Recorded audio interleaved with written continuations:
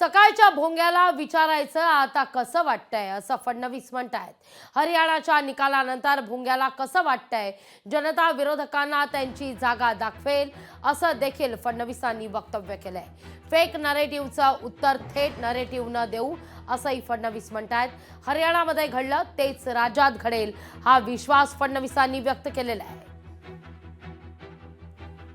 लोकसभेच्या निवडणुकीनंतर मी सांगितलं होतं की आम्ही विरोधी पक्षाशी हारलो नाही।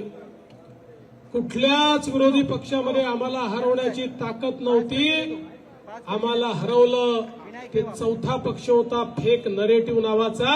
त्या फेक नरेटिव्हने आम्हाला त्या ठिकाणी पराजित केलं।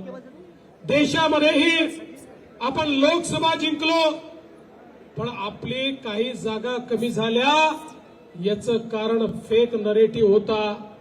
पण ज्या दिवशी हे आपल्या लक्षात आलं, महाराष्ट्रासहित देशामध्ये आपण ठरवलं आता फेक नरेटिव्हचं उत्तर थेट नरेटिव्हने आपण देऊ, थेट नरेटिव्हने। लोकशाही मराठी ऐका, पहा, जागरूक रहा।